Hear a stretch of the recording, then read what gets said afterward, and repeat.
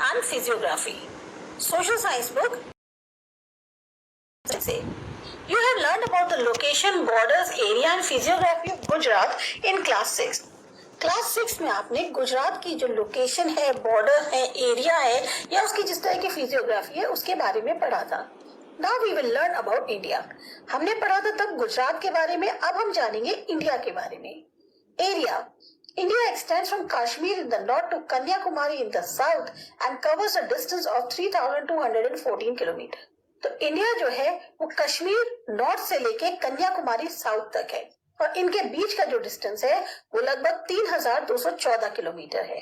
From north to south it extends from Arunachal Pradesh in the east to Dwarka in the west and covers 2,933 kilometre from east to west. उसी तरीके से अरुणाचल प्रदेश जो east में है वहां से लेके द्वारका जो वेस्ट में है उसमें ईस्ट और वेस्ट के बीच का जो डिस्टेंस है वो 2,933 किलोमीटर है. The land area of India is approximately 32,87,263 square kilometre. तो एक तरह से जो लैंड एरिया है इंडिया का वो अप्रोक्स 32,87,263 स्क्वायर किलोमीटर है. Hence, India is considered as the 7th largest country in the world in terms of land area. तो अगर लैंड एरिया का कंपैरिजन करें तो इंडिया जो है वो 7th largest country है वर्ल्ड में. India tapers toward the north and south and is relatively broader in the center. अब हमारा जो नॉर्थ एंड साउथ का पोर्शन है उसमें इंडिया थोड़ी सी झुकी हुई है और बीच में वो काफी चौड़ी है. There are 29 states and 7 union territories including New Delhi, the capital of India. 29 states हैं, 7 यूनियन टेरिटरीज हैं जिसमें न्यू दिल्ली शामिल है जो कि हमारे इंडिया की कैपिटल है. अब बात करते हैं फिजियोग्राफी की. The landform of India is not uniform everywhere. हर तरफ जो लैंडफॉर्म है यूनिफॉर्म इंडिया की वो यूनिफॉर्म नहीं है, एक जैसी नहीं है. On the basis of variations in the landforms India can be divided into following 5 physiographic divisions. अगर हम जिस तरह से अलग अलग वैरायटी है लैंडफॉर्म्स की उसके हिसाब से अगर हम इंडिया को डिवाइड करें तो इंडिया की 5 फिजियोग्राफिक डिवीजन्स होते हैं. पहला है नॉर्दर्न माउंटेन रेंज, दूसरा है प्लेन्स ऑफ नॉर्थ इंडिया यानी जो मैदानी इलाका है नॉर्थ इंडिया का वो, central and Deccan plateaus of India, coastal plains, islands, archipelagos और इंडियन डेजर्ट्स. तो 6 तरह की आपको लैंडफॉर्म्स इंडिया में देखने को मिल जाएंगे. तो सबसे पहले हम शुरुआत करते हैं नॉर्थ माउंटेन रेंज से. The Himalaya is a change of 3 mountains and is called the Himalayan mountain range. जो हिमालयाज हैं वो 3 पहाड़ी के एक जैसे चेन है और इसीलिए उसको हिमालयन माउंटेन रेंज कहा जाता है. It is the highest mountain range in the world. सबसे ऊंची माउंटेन रेंज है वर्ल्ड में. There are 3 divisions of the northern mountain range. अब इनके भी 3 डिविजन्स हैं. Himalayan mountain range, Himalayas, eastern और पूर्वांचल रेंज. तो पहला क्या है Himalayan mountain range. There are 3 distinct and parallel ranges. इसके अलावा 3 डिस्टिंक्ट और पैरेलल रेंजेस हैं. The northern most range towards China is known as the greater Himalayas. जो सबसे नॉर्दर्न मोस्ट रेंज है चाइना की तरफ उसे ग्रेटर हिमालयाज कहते हैं.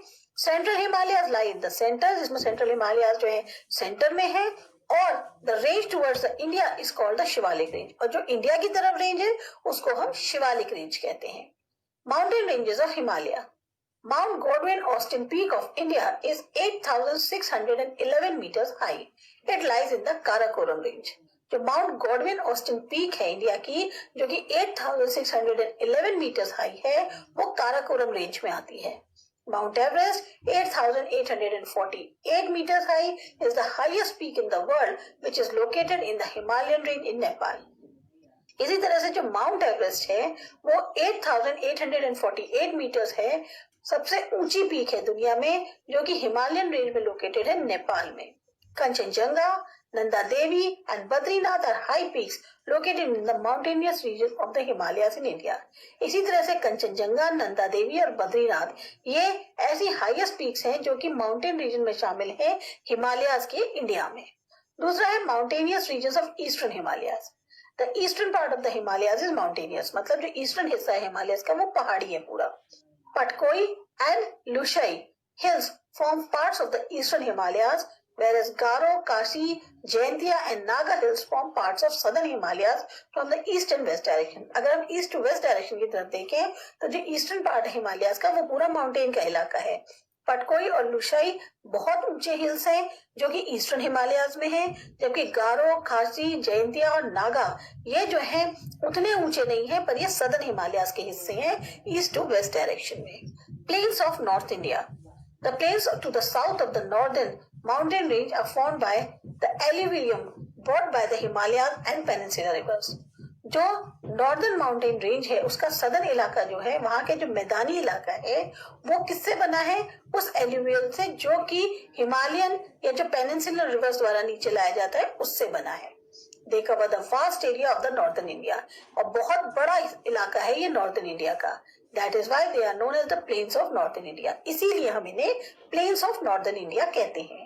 The plains made by the rivers are so vast that one of the largest plains in the world formed by the rivers. ये जो प्लेन्स हैं नदियों द्वारा जो बनाए गए हैं इतने बड़े हैं कि ये एक तरह से जो सबसे बड़े प्लेन्स वर्ल्ड में हैं उनमें इनकी गिनती होती है जो नदियों द्वारा बनाए गए हैं। Due to the vastness of these plains, it is one of the most prosperous and populated areas of India. अब क्योंकि ये प्लेन्स बहुत बड़ी है, मैदानी इलाका बहुत बड़ा है, इसलिए यहाँ पे सबसे ज्यादा फलने फूलने वाला संपन्न और बसा बसाया इलाका है इंडिया का। फिर थर्ड है central and Deccan plateaus of India. The central and Deccan plateaus like to the south of the plains of the north India. अब सेंट्रल और डेक्कन प्लेट्यूज क्या है? ये साउथ में आते हैं। जो नॉर्थ इंडिया के प्लेन्स हैं उसके साउथ साइड में सेंट्रल और डेक्कन प्लेट्यूज आते हैं। They are spread like the triangle surrounded by water bodies on three sides. बिल्कुल ट्राइंगल के जैसे होते हैं जिसमें वाटर बॉडीज से ये तीनों साइड से कवर है।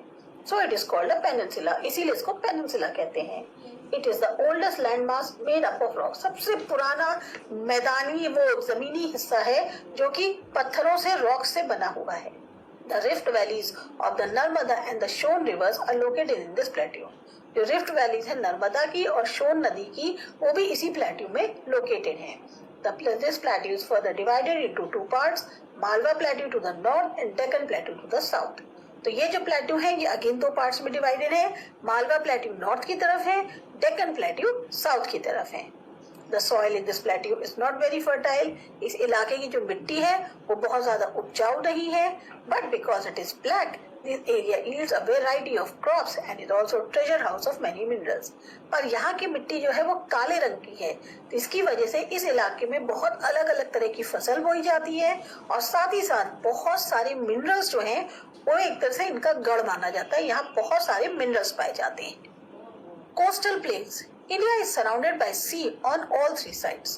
तीनों साइड से जो इंडिया है वो सी से सराउंडेड है, कवर्ड है। The coastal line is approximately 7,517 kilometre long. अगर हम कोस्टल लाइन को नापें तो एक तरह से 7,517 किलोमीटर लॉन्ग हमारा कोस्टल इलाका है। The coastal region is made up of narrow plains. बहुत ही पतले, बहुत बड़े बड़े नहीं, पतले पतले प्लेन्स से बना हुआ है। The ocean lies on one side of the coastal plain while the peninsular plateau lies on the other. तो एक तरफ जो है वो महासागर है कोस्टल प्लेन के और दूसरी तरफ जो है पेनिनसुलर प्लेट्यू है इंडिया के। The region lying to the east of the eastern Ghats is known as the eastern coastal plains. अब वो इलाका जो ईस्ट में पड़ता है ईस्टर्न घाट्स के उसको ईस्टर्न कोस्टल प्लेन्स बोलते हैं। It is well known for its fishing industry. और ये जो है अपनी फिशिंग इंडस्ट्रीज के लिए जाना माना है। Chennai, Puducherry, Machilipatnam and Visakhapatnam are the well-known ports located in the eastern coastal plain. तो एक तरह से चेन्नई, पुडुचेरी, मछलीपट्टनम और विशाखापट्टनम ये वो जाने माने पोर्ट्स हैं जो ईस्टर्न कोस्टल प्लेन की साइड आते हैं। The region lying to the west of the Western Ghats is known as the Western Coastal Plain. इसी तरह से जो इलाका वेस्टर्न घाट्स के वेस्ट साइड में आता है उसको जो है वेस्ट कोस्टल प्लेन बोलते हैं। It is narrower than the eastern coastal plain और ये ईस्टर्न कोस्टल प्लेन के मुकाबले और पतला है। This area has black fertile soil with aluminium deposits which is conducive to the growth of crops.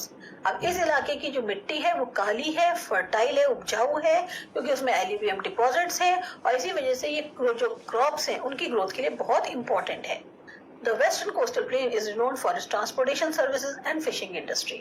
अब वेस्टर्न कोस्टल प्लेन जो है जाना माना गया है ट्रांसपोर्टेशन के लिए, जो उनकी ट्रांसपोर्टेशन सर्विसेज है उनके लिए, साथ ही साथ फिशिंग इंडस्ट्री के लिए भी।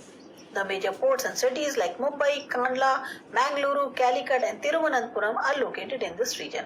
तो अब जो मेजर पोर्ट्स हैं और सिटीज हैं मुंबई, कांडला, मैंगलुरु, कैलिकट, तिरुवनंतपुरम, ये सब इस साइड आते हैं। फिर हम बात करते हैं आर्किपेलागोस या आइलैंड्स की। A piece of land smaller than the continent that is surrounded by water is an island. एक जमीन का टुकड़ा जो कॉन्टिनेंट से छोटा है लेकिन चारों तरफ पानी से घिरा हुआ है, उसे हम आइलैंड कहते हैं। A group of many such islands form an archipelago. और एक ऐसी तरीके से कई सारे आइलैंड्स का ग्रुप मिलके जो है आर्किपेलागो बनाता है। The Lakshadweep and Minicoy Islands are situated in the Arabian Sea towards the west of India, where the Andaman and Nicobar Islands are situated in the Bay of Bengal towards the east of India. तो लक्षद्वीप और मिनिकॉय जो है ये islands Arabian सी की तरफ आते हैं, इसलिए वेस्ट में है इंडिया के, और जबकि अंडमान निकोबार आइलैंड्स ये बे ऑफ बंगाल की तरफ लोकेटेड है, इसलिए ये ईस्ट की तरफ है इंडिया के। फाइनल है हमारा sixth desert. The desert of Rajasthan lies to the west of the Aravalli mountain range. Aravalli जो माउंटेन रेंज है उसके वेस्ट साइड में हमारा राजस्थान का डेजर्ट पड़ता है। The soil here is sandy and the climate is dry and unbearable. यहाँ की जो मिट्टी है वो बहुत ज्यादा रेतीली है, साथ ही साथ जो क्लाइमेट है वो बहुत ड्राई है और बिल्कुल असहनीय है। Most of the time this region receives less than 20 centimeter of annual rainfall. तो इस इलाके में एक तरह से पूरे साल 20 सेंटीमीटर से भी कम की बारिश होती है। Hence it faces water shortage and remains dry. इसी वजह से यहाँ पर पानी की बहुत ज्यादा कमी है और हमेशा सूखा रहता है। Barren and uninhabited. तो इस इलाके में एक तरह से बिल्कुल मिट्टी जो है वो टूटी फूटी है, उजाड़ जैसी होती है, साथ ही साथ जो लोग हैं वो भी यहाँ नहीं बसते। Due to the scarcity of water and unavailability of basic necessities, the population of this region is very less. अब क्योंकि यहाँ पर पानी की कमी है, बेसिक सुविधाएं नहीं अवेलेबल हैं, तो इस जगह की जो जनसंख्या है वो बहुत कम है। Date palms and caravans pulled by camels are seen in this region. यहाँ पर आपको ज्यादातर खजूर के पेड़ या जो कारवान होते हैं जो कि कैमल्स द्वारा खींचे जाते हैं वो इस इलाके में दिख जाएंगे। North Rajasthan is being irrigated through the river Satluj via the Indra Canal. पर जो नॉर्दर्न राजस्थान है वहां पर पानी जो है सतलज नदी से आता है इंदिरा कैनाल के through. The canal has succeeded in turning the area fertile and favorable for the agricultural growth. अब इस कैनाल की मदद से क्या हुआ है, वो एरिया जो है वो फर्टाइल हो गया है, उपजाऊ हो गया है और वहां पर अच्छी खासी खेती हो सकती है। The kind of desert in the run of Kutch differs from the desert of Rajasthan desert. अब जिस तरह का डेजर्ट रन ऑफ कच्छ में है वो बिल्कुल ही अलग है राजस्थान के डेजर्ट से। The Kutch desert is divided into two parts, big run and small run. अब ये जो कच्छ है दो पार्ट्स में डिवाइडेड है। रन ऑफ कच्छ जो है बिग रन में और स्मॉल रन में। The soil of run of Kutch is highly saline. यहाँ पे की जो मिट्टी है उसमें बहुत ज्यादा नमक है। It appears as if the desert soil is covered with a white sheet. और ऐसा लगता है जैसे मानो जो डेजर्ट की मिट्टी है वो बिल्कुल सफेद चादर से ढकी हुई है। This is the only desert of its kind in the world. और ये अपने आप में एक अकेला डेजर्ट है जो इस तरीके का है। तो ये थी आपके बारे में जानकारी इंडिया के